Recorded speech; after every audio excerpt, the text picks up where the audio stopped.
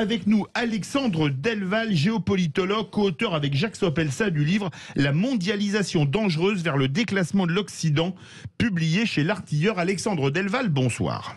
Bonsoir. Est-ce qu'on n'est pas quelque part dans une gigantesque partie de poker menteur ? Je crois que vous avez donné un peu la réponse dans votre question. Il est certain qu'il y a une dimension psychologique énorme. On assiste à une guerre de l'information et de la désinformation extraordinaire. Et il est possible que la vraie guerre ne soit pas celle que l'on croit, puisqu'il y a d'un côté, effectivement, la Russie qui a du mal à digérer ce qui avait été conclu à la fin de l'ex-URSS, c'est-à-dire que l'Ukraine soit un pays véritablement distinct de la Russie. On ne peut pas nier. On ne peut pas nier non plus qu'il y a un problème dans l'est de l'Ukraine avec une implication russe indirecte dans ces régions sécessionnistes. Mais on ne peut pas nier non plus que le plan américain, tous les géopolitologues que je connais en conviennent, le plan américain depuis à peu près 2003-2005, depuis les révolutions de velours, a consisté à systématiquement s'étendre à l'Est au niveau de l'OTAN, parallèlement à l'évolution vers l'Est de l'Union européenne et parallèlement à des révolutions de velours ou orange ou autres, au cours desquelles les Américains ont systématiquement appuyé des gouvernements, des forces, des milieux anti-russes. C'est-à-dire que l'on soit d'accord ou pas avec cette analyse, du point de vue russe, en géopolitique, il faut se mettre du côté de l'autre, du point de vue russe, il est clair que l'Union européenne, l'OTAN et ce processus d'extension du modèle occidental avec ce rêve de l'Eldorado qui est promis, constituent une évolution de type néo-impérial. Et de même que nous voyons la Russie comme un empire, certes un peu plus territorial, puisqu'il y a des annexions de territoires comme la Crimée, les Russes nous voient comme un empire stratégique qui ne cesse de s'étendre à leurs dépens, alors qu'en 1991, il y avait réellement un pacte. Pour terminer, en 1991, il y avait un pacte entre James Baker, Helmut Kohl, Bush père à l'époque et Gorbatchev pour ne pas justement étendre l'OTAN au-delà de l'Europe centrale. Ce pacte a été rompu et c'est ça l'origine réelle, si vous voulez, de l'hystérisation de la classe politique russe. Jean Dorido. Oui, non, écoutez, je trouve à titre personnel que quand bien même ce serait une partie de poker menteur, c'est quand même très angoissant cette accumulation de soldats à la frontière, parce qu'il y a quand même vraiment beaucoup de rancœur qui existe entre ces deux peuples, en tout cas une partie des Ukrainiens et les Russes. Et on le sait historiquement, je ne sais pas Boris Johnson s'il se fait la voix de son maître en relayant ce que lui propose de dire Biden ou s'il pense vraiment ce qu'il dit. Toutefois, c'est quand même un grand classique, hélas, dans les gros conflits. C'est cette espèce de cécité des différentes nations à se dire, voilà, c'est impossible que ça éclate. On se rappelle, la guerre de 14, c'était comme ça. Pareil pour la Seconde Guerre mondiale. Et c'est vrai que c'est quand même toujours angoissant quand il y a des personnes comme ça qui ont énormément d'animosité, énormément de vieilles rancœurs comme ça qui traînent. C'est très bien documenté par la presse. Du reste, on voit que les Ukrainiens sont en train de s'armer. On voit qu'ils ont vraiment une revanche à prendre sur le conflit de 2014. Et on sait bien que dans ces cas-là, même si ça n'est pas la volonté stratégique des grands dirigeants, une étincelle peut mettre le feu aux poudres, c'est le cas de le dire. Et c'est vrai que c'est assez anxiogène. Alexandre Delval. Oui, il y a aussi une dimension extrêmement importante qu'il faut prendre en compte, c'est la guerre du gaz. Les Américains ont du gaz de schiste, qui est le résultat d'une fracturation hydraulique et d'un système de récupération qui est le plus horrible d'un point de vue écologique. Et il est difficile à vendre en ce moment, pour des raisons écologiques qui sont au cœur de toute la politique énergétique européenne. Et pour augmenter le gaz de schiste américain en Europe, il fallait un prétexte. Et alors que le gaz naturel qui arrive par gazoduc par l'Eurasie vers l'Europe de l'Ouest est un gaz beaucoup moins cher et qui peut être rendu sûr, surtout depuis Nord Stream 2, qui est pour nos auditeurs, c'est un gazoduc qui contourne les pays problématiques comme l'Ukraine. Qui passe par la mer Baltique. Voilà, par la Baltique, qui est non seulement qui est assez sûr, qui est moins cher, qui est plus écologique, mais qui ferait perdre à l'Ukraine et à la Pologne, qui sont évités, un pouvoir de blocage, et ça rendrait donc le gaz russe qui va être acheminé vers l'Europe de l'Ouest à la fois sûr et stabilisé. Ça fait très peur aux Américains que l'on double ou que l'on augmente la part de gaz russe vers l'Europe de l'Ouest, et on peut les comprendre du point de vue américain. Ça veut dire qu'il y aura plus de dépendance de l'Europe de l'Ouest envers la Russie et aussi de dépendance politique. Rappelez-vous, Schroeder est devenu un employé de Gazprom. Et François Fillon aussi. François Fillon aussi. Oui, Voilà. Pas de Gazprom, de boîte russe. Et vraiment, pour conclure, il faut comprendre que pour les Américains, c'est à la fois vendre leur gaz de schiste, mais aussi, surtout, empêcher un trop grand rapprochement structurel entre l'Europe de l'Ouest et la Russie, qui ferait perdre à l'Amérique la base de tout leur objectif stratégique, c'est de diviser l'Europe en deux et de toujours mettre la Russie comme le pire, le plus dangereux des épouvantails, qui leur permet de justifier l'occupation stratégique de l'Europe à travers l'OTAN, car contrairement à ce qu'on croit, l'OTAN reste quand même en dernier ressort un élément américain. Françoise Degois. Oui, alors moi je suis d'accord sur la trahison fondamentale sur l'OTAN, sur le fait qu'il y avait un pacte, il y avait un traité, il y avait vraiment une promesse profonde que l'OTAN ne s'étendrait pas. Et on voit bien qu'au fil des années, eh bien, l'OTAN ne cesse de grignoter.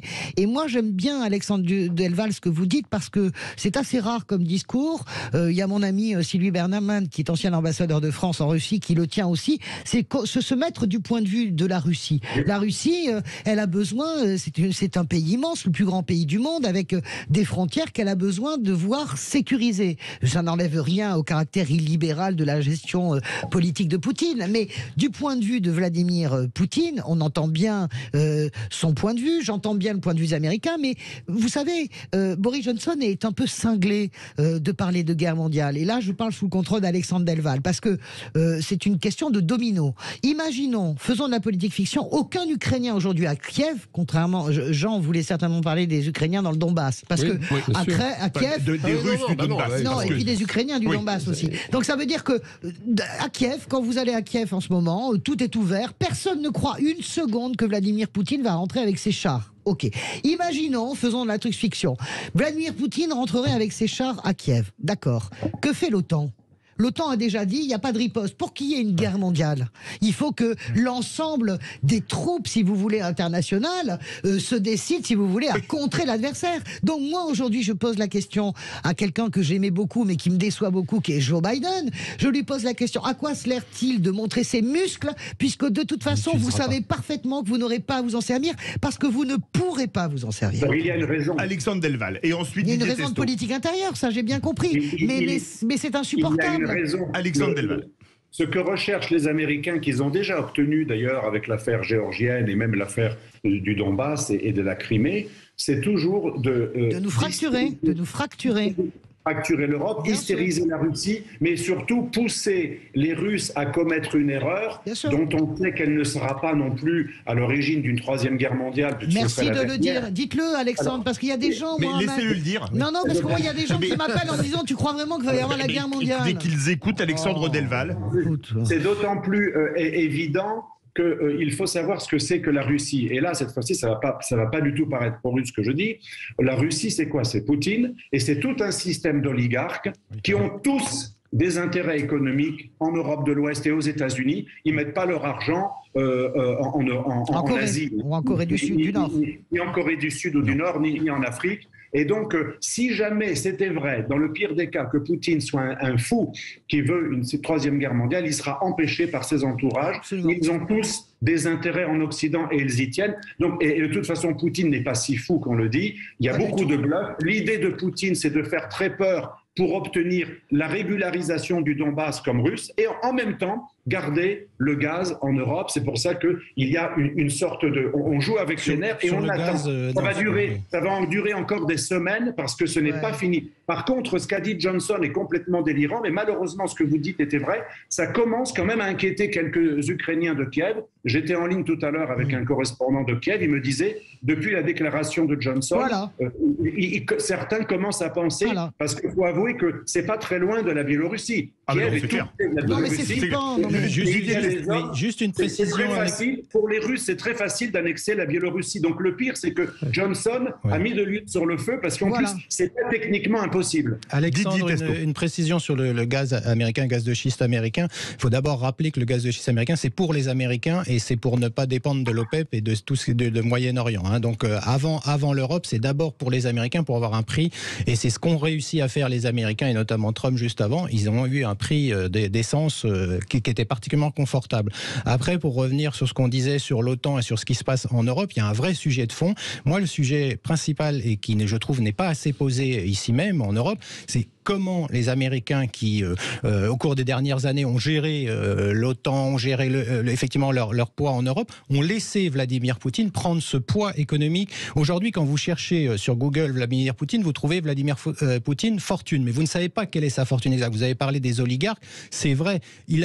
Ses amis sont partout. Donc c'est un des hommes les plus riches du monde qui aujourd'hui, effectivement, le sujet a été rappelé sur les frontières et sur cette reconstitution de l'empire qu'il souhaite, mais on a laissé Vladimir Poutine arriver à ce niveau de puissance.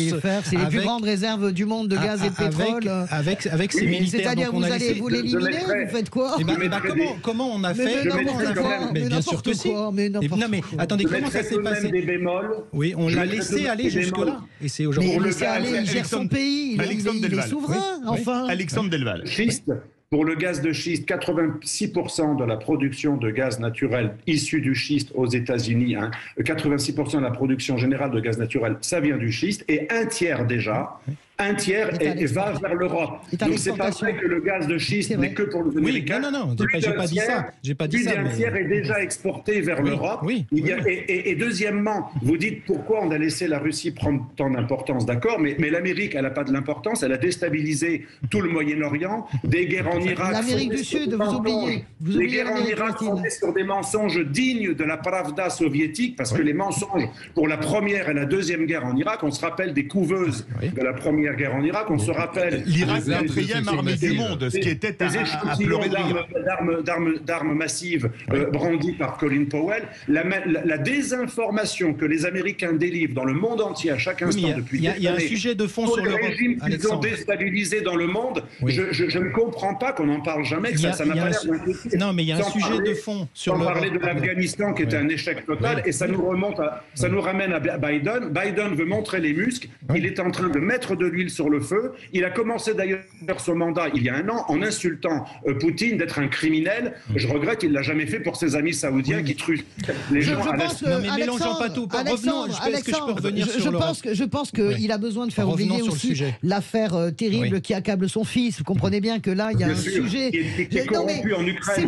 C'est pour ça, son fils est corrompu en Ukraine. Non, mais pour quelle raison les Américains font ça aussi? Pourquoi Biden fait ça? Il est très fragile sur le plan intérieur. Donc son fils a une grosse gamelle aux fesses du côté de l'Ukraine. Une énorme gamelle aux fesses du côté de l'Ukraine. Donc mais c'est là que je parle de l'irresponsabilité des gens qui nous gouvernent, comme dit Jean, mais parce que ça fait flipper les gens. C'est pas anodin, ça n'est pas gratuit. Quand Boris Johnson, qui est quand même le patron de la cinquième puissance du monde, dit la plus grande cinquième puissance nucléaire. Et puis ça vient de Londres. Ce que je veux te dire, c'est que ça vient de Londres. Londres, avec le rôle prépondérant pendant la Seconde Guerre mondiale. D'un seul coup, Johnson, Londres, qu'est-ce que ça renvoie dans l'imaginaire des gens? Ça renvoie la guerre en 1945, ça renvoie les V1 et les V2. Mais ça renvoie Churchill sous le Blitz. La guerre en 45, c'est ça. C'est ça le problème.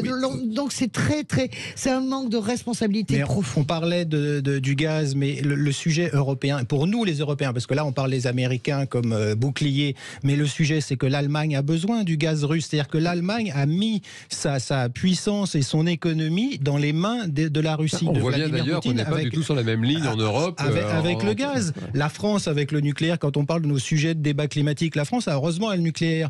Mais si elle est dépendante aujourd'hui, donc la politique de l'Allemagne et la politique de l'Europe aujourd'hui, elle est déformée par le fait que l'Allemagne a cet intérêt de recevoir du gaz russe. Si effectivement Vladimir Poutine coupe, il n'y a plus d'industrie allemande. L'industrie allemande est très mal. Donc, vous poser Vladimir Poutine n'a aucun intérêt à couper. Oui, il n'a plus d'argent.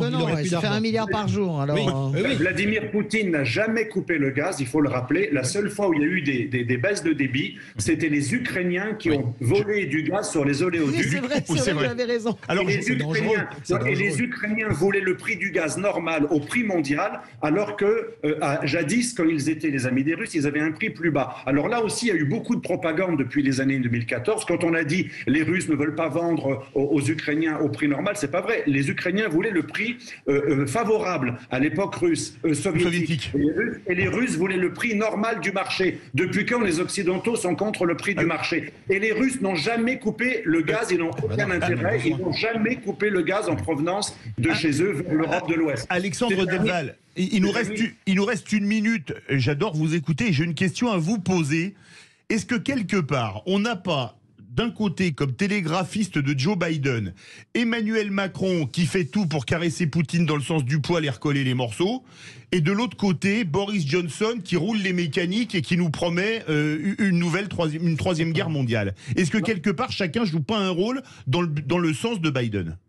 Alors, en tout cas, c'est pas Starkey Hutch, parce que je pense vraiment que Macron, c'est pas celui qui est le sympa, il laisse faire le sale boulot à Johnson, le roquet, même si Johnson quand même ressemble beaucoup à un roquet. Mais Macron, à mon avis, il a une vraie indépendance. La France a toujours une politique d'équilibre, et c'est ça la grandeur de la géopolitique de la France, être un pays non aligné, équilibré. Et Macron, il est tout de même, malgré tout, fidèle un petit peu à cette tradition gaulliste, et il essaie effectivement de faire en sorte que l'Europe ne devienne pas soit un théâtre de guerre, soit complètement ruinée, parce que si les Russes sont interdits sur le marché, c'est ce que veulent les Américains, ils veulent des sanctions massives, une fois qu'ils seront passés qu'ils auront fait des erreurs. Nous serons ruinés. Les prix des énergies expliquent aujourd'hui à 80% l'inflation.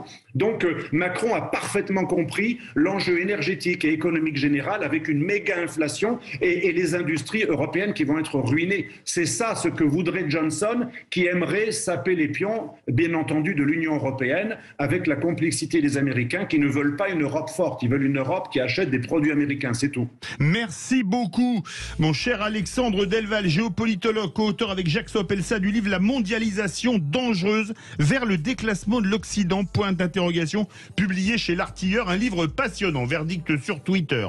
Comme le dit Boris Johnson, la Russie prépare-t-elle la plus grande guerre en Europe depuis 1945 ? Vous êtes 88,8% à dire non. Ça prouve que quand même les auditeurs de Sud Radio sont optimistes.